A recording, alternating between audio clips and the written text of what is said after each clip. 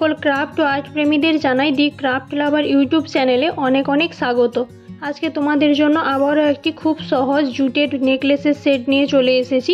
এটি বানানোর জন্য দেখো এইরকম ডিফারেন্ট সাইজের কার্ডবোর্ডের পিস চৌকো করে কেটে নিয়েছি। এবারে কার্ডবোর্ডের বেসগুলির ওপরে গ্লু অ্যাপ্লাই করে লাল ও হলুদ রঙের কাপড় লাগিয়ে নিচ্ছি। তোমাদের আগেই আমি দেখিয়ে দিয়েছি কার্ডবোর্ডের পিসগুলির সাইজ কীরকম হবে এবং কোনটা কত পিস করে লাগবে, তোমরা সেটা একটু পজ করে দেখে নিও। এবারে এক্সট্রা কাপড়গুলি কেটে বাদ দিয়ে দিচ্ছি এবং চারটা যে কোণ আছে কোণের কাপড়গুলো এইভাবে একটু করে কেটে বাদ দিয়ে দিচ্ছি। এবারে গ্লু অ্যাপ্লাই করে চারটা সাইড মুড়ে নিচ্ছি ভালো করে।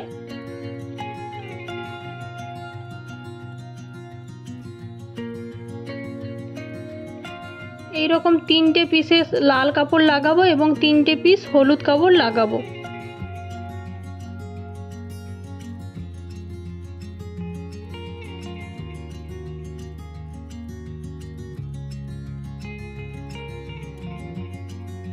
আমার এখানে সবগুলি কার্ডবোর্ডের বেসের উপরে কাপড় লাগানো হয়ে গিয়েছে।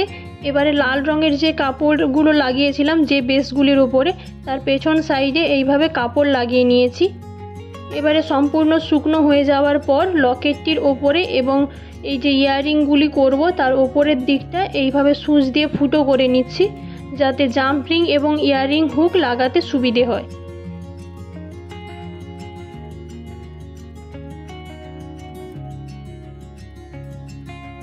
এখানে দেখো আমি জাম্প রিং নিয়েছি এক পিস এবং ইয়াররিং হুক নিয়েছি দু পিস।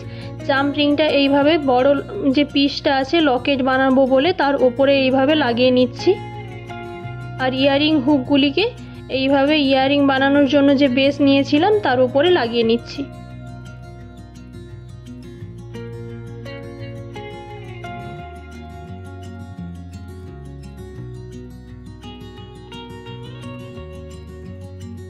এইবারে এই গয়না সেটের জুটের যে লম্বা অংশটা বানিয়েছি তার জন্য এইভাবে এইরকম জুট, একটি স্ট্র এবং ফেভিকল নিয়েছি। আমি জুটটাকে এইভাবে স্ট্রর ওপরের দিকে গাঁট দিয়ে বেঁধে নিচ্ছি।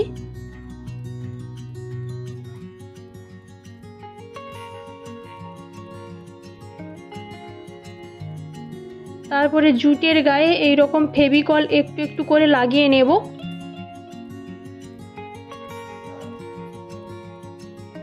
ফেভিকলটা একটু বেশি পরিমাণেই দেবে। তারপরে এই রকম হাত দিয়ে দু তিনবার করে নেব জুটটাকে মসৃণ করার জন্য।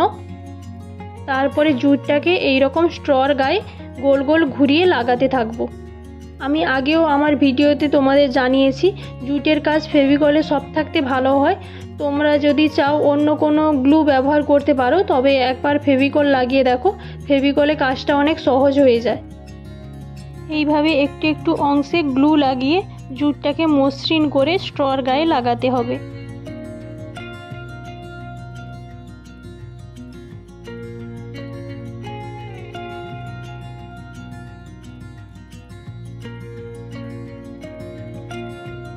জুটকে যখন স্ট্রর গায়ে লাগাবে তোমরা এইরকম হালকা হলুদ রঙের বা সাদা রঙের স্ট্র নেবে, অন্য কালারের নিতে যেও না, কারণ জুটের ফাঁক দিয়ে হালকা হালকা স্ট্রটা দেখা যায়, তাতে অন্য কালার নিলে দেখতে খুবই খারাপ লাগবে। এইবারে দেখো জুটের যে স্ট্রগুলি বানিয়েছিলাম সেগুলি এইরকম 6.5 সেমি করে কেটে নিয়েছি। এইরকম 4 পিস লাগবে। এইগুলোকে এইবারে একটু ডেকোরেশন করার জন্য আমি লাল রঙের সুতো নিয়েছি। লাল রঙের সুতোটাকে এইভাবে একটু পেঁচিয়ে নিচ্ছি এগুলোর গায়ে। একটা জিনিস খেয়াল রাখবে, জুটটাকে তুমি যেই দিক বরাবর পেঁচিয়েছিলে সেই দিক বরাবর সুতোটাকেও পেঁচাবে।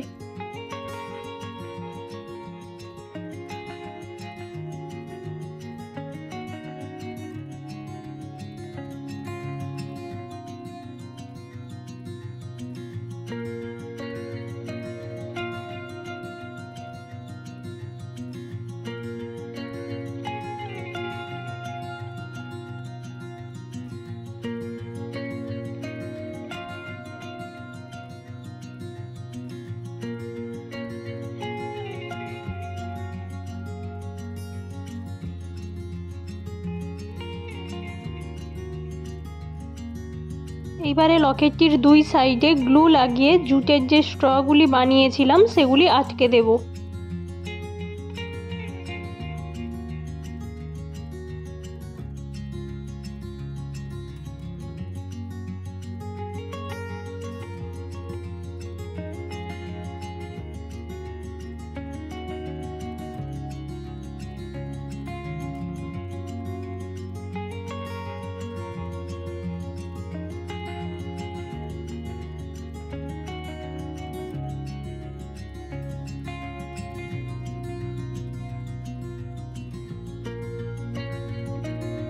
এখানে আমি হলুদ রঙের যে বেশটি নিয়েছিলাম তার উপরে স্বস্তিক চিহ্ন আঁকছি।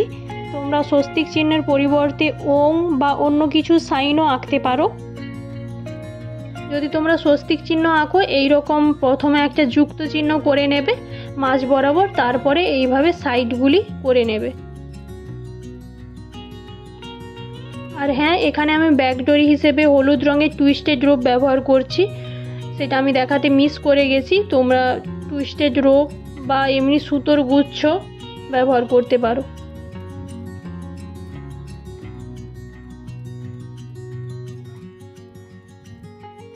এবারে তুলির পেছন দিয়ে মাঝের যে ডটগুলি ছিল সেগুলি দিয়ে দিচ্ছি। এইরকম বাকি দুটোও করে নিয়েছি।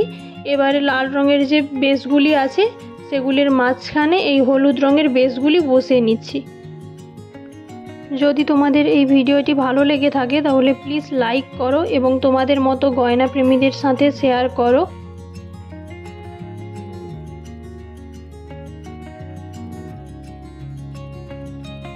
ধন্যবাদ ভিডিওটি দেখার জন্য।